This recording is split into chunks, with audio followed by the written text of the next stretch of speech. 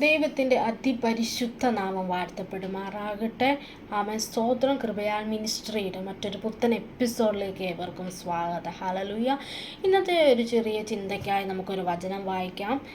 സങ്കീർത്തനങ്ങൾ 86-ന്റെ 4-ാമത്തെ വചനം. സങ്കീർത്തനം 86-4. അടിയൻ്റെ ഉള്ളത്തെ സന്തോഷിപ്പിക്കണമേ, യഹോവേ, നിങ്കലേക്ക് ഞാൻ എൻ്റെ ഉള്ളം ഉയർത്തുന്നു. ആമേ. സ്തോത്രം. ഹല്ലേലൂയ. കഴിഞ്ഞ ദിവസം ദൈവത്തിൻ്റെ വചനം വായിച്ചപ്പോൾ ദൈവത്തിൻ്റെ ആത്മാവ് എന്നോട് സംസാരിച്ച ഒരു ചെറിയ ചിന്ത, അതായത് നമുക്കിവിടെ കാണാൻ കഴിയുന്നത് അടിയൻ്റെ ഉള്ളത്തെ എന്ത് ചെയ്യണേ? സന്തോഷിപ്പിക്കണമേ, യഹോവേ, നിങ്കലേക്ക് ഞാൻ എൻ്റെ ഉള്ളം ഉയർത്തുന്നു. ആമേ. സ്തോത്രം.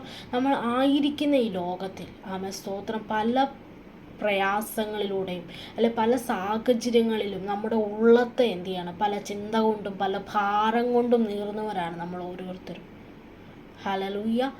ഈ ഒരു സങ്കീർത്തനം നമുക്കിവിടെ വായിക്കുമ്പോൾ ദാവീദിൻ്റെ ജീവിതത്തിലും അവൻ്റെ ഉള്ളത്തിലും, അതായത് ദാവീദിൻ്റെ ഹൃദയത്തിൽ, അവൻ്റെ ഉള്ളത്തിൽ എന്തില്ല? സന്തോഷമില്ല.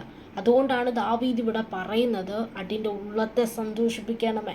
അപ്പം താൻ ഏതോ ഒരു ഭാരത്തിലായിരിക്കുന്നു എന്ന് നമുക്കിവിടെ മനസ്സിലാക്കാൻ കഴിയുന്നു. തൻ്റെ ജീവിതത്തിൽ, തൻ്റെ ഹൃദയത്തിൽ, തൻ്റെ ഉള്ളത്തിൽ എന്തില്ല? സന്തോഷമില്ലാത്ത ഏതോ ഒരു സാഹചര്യത്തിലൂടെയാണ് താൻ എന്ത് ചെയ്യുന്നത്? യാത്ര ചെയ്യുന്നത് എന്ന് മനസ്സിലാക്കിയ ദാവീദ് ദൈവത്തോട് പറയുകയാണ്, കർത്താവ്, എൻ്റെ ഉള്ളത്തെ അങ്ങ് എന്ത് ചെയ്യണേ? സന്തോഷിപ്പിക്കണമേ. ഹല്ലേലൂയ. ആമേൻ. സ്തോത്രം. ദാവീദ് ദൈവത്തോട് പറയാൻ, എൻ്റെ ഉള്ളത്തെ സന്തോഷിപ്പിക്കണമേ. അപ്പോൾ ദാവീദിന് തൻ്റെ ജീവിതത്തിൽ ഒരു ഉറപ്പുണ്ട്. എന്താണ്? ഞാൻ എൻ്റെ ഉള്ളം നിങ്കലേക്ക് ഉയർത്തേണ്ടവൻ്റെ അടുക്കലേക്ക് എൻ്റെ ഉള്ളത്തെ ഉയർത്തിയാൽ എൻ്റെ ഉള്ളത്തിലൊരു സന്തോഷം വരുമെന്ന് ദാവീദിന് വളരെയധികം ഉറപ്പുണ്ട്. ആമേൻ. സ്തോത്രം. നമ്മുടെ ജീവിതത്തിൽ പൊതുവേ നമുക്ക് കാണാൻ കഴിയുന്ന ഒന്നാണ് അല്ലേ? ഒരു നിരാശ നമ്മുടെ ജീവിതത്തിൽ വരുമ്പോൾ, ഒരു ഭാരം വരുമ്പോൾ, ആമേൻ. സ്തോത്രം, അതീവ ദുഃഖത്തിൽ നമ്മുടെ ഉള്ളമായിരിക്കുന്ന സാഹചര്യങ്ങളിൽ പല മനുഷ്യരും പൊതുവേ തിരഞ്ഞെടുക്കുന്ന ഒന്നാണ്, ഒന്നെങ്കിൽ ഒരു സിനിമ കാണും, ആമേൻ. സ്തോത്രം, അല്ലെങ്കിൽ ഒരു ട്രിപ്പിന് പോകും, അല്ലെങ്കിൽ എന്താണ്, ഒരു മ്യൂസിക് കേൾക്കും. പല ലോകപരമായുള്ള പല കാര്യങ്ങളും നമ്മൾ എന്ത് ചെയ്യും? തിരഞ്ഞെടുക്കും.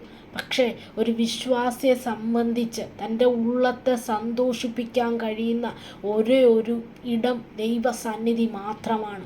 ദൈവത്തിൻ്റെ മുഖത്തിലേക്ക് അല്ലെങ്കിൽ ദൈവത്തിൻ്റെ സാന്നിധ്യത്തിലേക്ക് നമ്മുടെ ഉള്ളത്തെ ഉയർത്തുമ്പോൾ മാത്രമാണ് ഒരു വിശ്വാസിയെ സംബന്ധിച്ച് ഒരു പൂർണ്ണ സന്തോഷം തൻ്റെ ഉള്ളത്തിൽ അനുഭവിക്കുകയുള്ളൂ. ആമേൻ. സ്തോത്രം.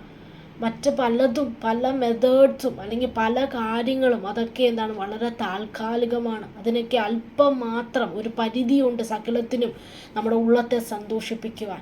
പക്ഷെ ഇവിടെ ദാവീദിന് തൻ്റെ ജീവിതത്തിൽ, നമുക്കറിയാം, ദാവീദിനെ കുറിച്ച് പഠിക്കുമ്പോൾ അനവധി കഷ്ടങ്ങൾ, അല്ലെങ്കിൽ പ്രാണവേദനകൾ, അല്ലെങ്കിൽ മരണഭീതികൾ, ആമേൻ. സ്തോത്രം, നേരിടേണ്ടി വന്ന ഒരു വ്യക്തിയാണ് ദാവീദ് അല്ലേ? പക്ഷെ ദാവീദിൻ്റെ ഉള്ളത്തിന് സന്തോഷം ലഭിക്കാത്ത സ്ഥാനത്ത് ദാവീദ് എന്ത് ചെയ്ത്? യഹോവയെങ്കിലേക്ക് ഉയർത്തുവാനിടയായി തോന്നുന്നു അവൻ്റെ ഉള്ളത്തെ.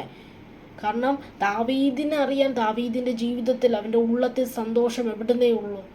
ദൈവസന്നിധിയിൽ നിന്ന് മാത്രമേ ഉള്ളൂ. നമുക്കറിയാം, എബ്രായർക്ക് എഴുതിയ ലേഖനം നമ്മൾ പഠിക്കുമ്പോഴും അതിൻ്റെ 12-ാം അധ്യായം മുതൽ നമ്മൾ 1 മുതൽ വായിക്കുമ്പോഴും അവിടെ നമുക്ക് കാണുന്ന എന്താണ്? ആകയാൽ നാമും സാക്ഷികളുടെ ഇത്ര വലിയൊരു സമൂഹവും നമുക്ക് ചുറ്റും നിൽക്കുന്നത് കൊണ്ട് സകല ഭാരവും, മുറുകെ പറ്റുന്ന പാപവും, ഒരു വിശ്വാസിയെ ദൈവത്തിൽ നിന്ന് അകറ്റുന്ന അല്ലെങ്കിൽ ദൈവത്തിൽ നിന്ന് അകറ്റിക്കൊണ്ടുപോകുന്ന, തൻ്റെ ജീവിതത്തെ, ആമേൻ. സ്തോത്രം, അലയ്ക്കുന്ന 2 കാര്യങ്ങളാണ്. ഒന്ന് എന്താണ്? സകല ഭാരം. രണ്ടാമത്തെ മുറുകെ പറ്റുന്ന പാപം. ആമേൻ. സ്തോത്രം. അപ്പോൾ ഉള്ളത്തെ വളരെ അധികം വേദനയിലാക്കുന്ന ഒന്നാണ് ഭാരം അല്ലേ? പക്ഷെ അവിടെയും പറയുന്നത് എന്താണ് അവിടെയും പറയുന്നത്? ഇതിനെ നമ്മൾ അകറ്റണം. എന്നിട്ട് അവിടെ എന്താ ചെയ്യേണ്ടത്? ആമേൻ. സ്തോത്ര, വിശ്വാസത്തിൻ്റെ നായകനും പൂർത്തി വരുത്തുന്നതുമായ യഹോവയെങ്കിലേക്ക് നോക്കുക. അവിടെ നമുക്ക് കാണാൻ കഴിയുന്നത് നമ്മുടെ ഭാരത്തെ മാറ്റുവാൻ, നമ്മുടെ ഉള്ളത്തിൽ സന്തോഷം ലഭിക്കുവാൻ നമ്മൾ എന്താ ചെയ്യേണ്ടത്? സകലത്തിനെയും പൂർത്തി വരുത്തുന്നവനായ കർത്താവിലേക്ക് നോക്കുക അല്ലേ? അത് തന്നെയാണ് ഇവിടെയും സങ്കീർത്തനക്കാരൻ പറയുന്നത്. ആമേൻ. സ്തോത്ര. നമുക്കറിയാം, 13-ാം സങ്കീർത്തനം നമ്മൾ പഠിക്കുമ്പോഴും അവിടെ നമുക്ക് കാണാം, യഹോവ നീ എത്രത്തോളം എന്നെ മറന്നുകൊണ്ടിരിക്കും, എൻ്റെ ഉള്ളിൽ എത്രത്തോളം ഞാൻ വിചാരം പിടിച്ച് ദിവസം പ്രതി ദുഃഖം അനുഭവിക്കേണ്ടി വരും. അപ്പം നമ്മുടെ ഉള്ളിൽ ഒരു വിചാരം, ശത്രുഭാവം കൊണ്ട് ഇടുമ്പോൾ, ഒരു അസമാധാനം കൊണ്ട് ഇടുമ്പോൾ അത് നമ്മൾ ഓരോ നിമിഷവും കാർന്ന് തിന്നുവാനിടയായിത്തീരും. വിചാരം പിടിച്ച് എന്ന് വെച്ചാൽ അത് മനസ്സിനെ പിടിച്ച് ഉലയ്ക്കുവാനിടയായിത്തീരും. അതാണ് സാധാരണ വേണ്ടത്. അപ്പോൾ നമ്മൾ ഭാരപ്പെടുമ്പോൾ നമുക്ക് പിന്നെ പ്രാർത്ഥിക്കുവാൻ തോന്നുകയില്ല, ദൈവസന്നിധിയിൽ ഇരിക്കുവാൻ തോന്നുകയില്ല. എങ്കിൽ ആ സ്ഥാനത്ത് നിൻ്റെ ഉള്ളത്തെ ആ സർവശക്തനായ ആ ക്രൂശിലേക്ക് നീ ഉയർത്തുന്നുവെങ്കിൽ നിൻ്റെ ഉള്ളത്തെ സന്തോഷിപ്പിക്കാൻ കഴിയുന്ന ഒരു ദൈവമാണ് നമ്മുടെ ദൈവം, അല്ലേ? ഇവിടെ അറിയാം, സങ്കീർത്തനക്കാരൻ അതിൻ്റെ 86:11 ഇപ്രകാരം പറയുകയാണ്, നിൻ്റെ നാമത്തെ ഭയപ്പെടുവാൻ എൻ്റെ ഹൃദയത്തെ ഏകാഗ്രപ്പെടുത്തുക. അപ്പോൾ ദൈവത്തിൻ്റെ നാമത്തെ ഭയപ്പെടുവാൻ നമ്മുടെ ഹൃദയത്തെ ഏകാഗ്രപ്പെടുത്തണമെങ്കിൽ നമ്മുടെ ഉള്ളം എപ്പോഴും എന്തായിരിക്കണം? സന്തോഷമുള്ളതായി തീരണം, അല്ലേ? അപ്പോൾ സങ്കടത്തിലും അസമാധാനത്തിലും നമ്മളായിരിക്കുമ്പോൾ നമ്മുടെ ഉള്ളത്തിൽ എന്തില്ല?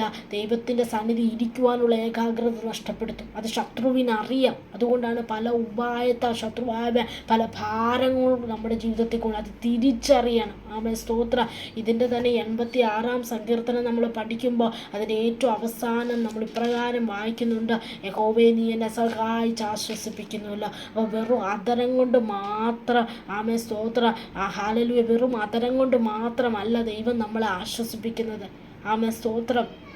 ദൈവം നമ്മളെ സഹായിച്ച് ആശ്വസിപ്പിക്കുന്ന ഒരു ദൈവമാണ്. നമുക്കറിയാം, വിശുദ്ധ വേദപുസ്തകം പഠിക്കുമ്പോൾ അനേക ഇടങ്ങളിൽ നമുക്ക് കാണുവാൻ കഴിയുന്നുണ്ട്. അനേക ഭക്തന്മാർ അവർ നീറുന്ന ഉള്ളത്തെ കണ്ടൊരു ദൈവമുണ്ട്. അവരുടെ നീറുന്ന ഉള്ളത്തെ കണ്ടൊരു ദൈവമുണ്ട്, അല്ലേ? നമുക്കത് സാറയെക്കുറിച്ച് പഠിച്ചപ്പോൾ തൻ്റെ ജീവിതത്തിൽ എപ്പോഴും എന്തുണ്ട്? തൻ്റെ ഉള്ളത്തിൽ എപ്പോഴും ഒരു ഭയമുണ്ട്. തനിക്ക് എന്തില്ല? മക്കളില്ല. എങ്കിൽ ആ നീറുന്ന ഉള്ളത്തെ നോക്കിക്കൊണ്ട് കർത്താവ് അവളോട് പറഞ്ഞാണ്, അടുത്ത ആണ്ട് നീ എന്ത് ചെയ്യും? നിനക്കൊരു മകനുണ്ടാകുമെന്ന് പറഞ്ഞു. എങ്കിൽ അവൾ ചിരിക്കുവാനിടയായി തീർന്നു. അതും മനസ്സിലാക്കിയ കർത്താവ് പറയാം, യഹോവ നീ എന്തിനാണ് ചിരിച്ചത്? യഹോവയ്ക്ക് കഴിയാത്തത് എന്തെങ്കിലും ഉണ്ടോ? സ്തോത്രം. യഹോവയാൽ ദൈവത്തിന് കഴിയാത്തത് എന്തെങ്കിലും ഉണ്ടോ? ഇന്ന് പരിശുദ്ധാത്മാവ് നമ്മളോട് ചോദിക്കുകയാണ്, എൻ്റെ ദൈവത്തിന് കഴിയാത്തത് എന്തെങ്കിലും ഉണ്ടോ? യിരെമ്യാവിൻ്റെ പുസ്തകം നമ്മൾ പഠിക്കുമ്പോൾ അവിടെ 32:27 നമ്മൾ ഇപ്രകാരം കഴിഞ്ഞാൽ, സർവ്വജഡത്തിൻ്റെ ദൈവമായ യഹോവയാവുന്നു, എനിക്ക് കഴിയാത്തതായിട്ട് ഒന്നുമില്ല. സ്തോത്ര. ഹല്ലേലൂയ. ഹന്നയുടെ ജീവിതം അവിടെ നീറുന്ന വിഷയത്തിൽ, നീറുന്ന ഉള്ളത്തെ സ്തോത്രം കണ്ടൊരു ദൈവമാണ് നമ്മുടെ ദൈവം, അല്ലേ? ഇയ്യോബിൻ്റെ ജീവിതത്തിൽ താൻ അനുഭവപ്പെട്ട കഷ്ടതയിലൂടെ താൻ കടന്നു പോയപ്പോൾ ആ നീറുന്ന ഉള്ളത്തെ കണ്ടൊരു ദൈവമുണ്ട്. അവിടെ നമുക്കറിയാം, അതായത് ഇയ്യോബ് 5-ാം അധ്യായത്തിൻ്റെ സ്തോത്രം 9-ാമത്തെ വചനം, ഞാനോ ദൈവത്തിങ്കിലേക്ക് നോക്കും. അവിടെ ഇയ്യോബ് പറയുന്നത് എന്താ? എൻ്റെ ഉള്ളത്തെ സന്തോഷിപ്പിക്കുക സ്തോത്രം, ഞാൻ ദൈവത്തിങ്കിലേക്ക് നോക്കുമെന്നാണ് കാണുന്നത്. ഹല്ലേലൂയ. അതുകൊണ്ട് എന്നെ കേൾക്കുന്ന വ്യക്തി ജീവിതമേ, നിങ്ങൾ ഇന്ന് നീറുന്ന വിഷയം, നിങ്ങളുടെ ഉള്ളത്തെ നിരാശപ്പെടുത്തുന്ന എന്താണെന്ന് എനിക്കറിയില്ല. എങ്കിൽ ഈ വചനത്തിലൂടെ പരിശുദ്ധാത്മാവിന് നിങ്ങളോട് പറയുവാനുള്ളത് എന്താണ്? സ്തോത്രം, നിൻ്റെ ഭാരം എൻ്റെ അടുക്കൽ കൊണ്ടുവരുക, ഞാൻ അത് നിനക്ക് തീർത്തു തരും. സ്തോത്രം. ഹൃദയം നുറുങ്ങിയവർക്ക് സമീപസ്ഥനായ ഒരു കർത്താവിനെയാണ് നമ്മൾ ആരാധിക്കുന്നത്. ഹല്ലേലൂയ. അതുകൊണ്ട് നിങ്ങൾ ചിലപ്പോൾ ഭാരപ്പെടുന്ന നിങ്ങളെ തലമുറകളെ ഓർത്തുകൊണ്ടായിരിക്കാം, നിങ്ങളുടെ ജോലി സംബന്ധമായ വിഷയത്തെ ഓർത്തുകൊണ്ടായിരിക്കാം നിങ്ങളുടെ ഉള്ളം ഒരുപക്ഷെ നീറുന്നത്. നിങ്ങളുടെ ഭാവി നാളെ എന്താവുമെന്ന് ഓർത്തായിരിക്കാം. ഹല്ലേലൂയ. സാമ്പത്തികമായ ബുദ്ധിമുട്ടുകളാൽ ഞാൻ എങ്ങനെ ഓരോ ദിവസവും തള്ളി നീക്കുമെന്ന് ഭാരപ്പെടുന്ന കുഞ്ഞുങ്ങളായിരിക്കാം എന്നെ കേൾക്കുന്നത്.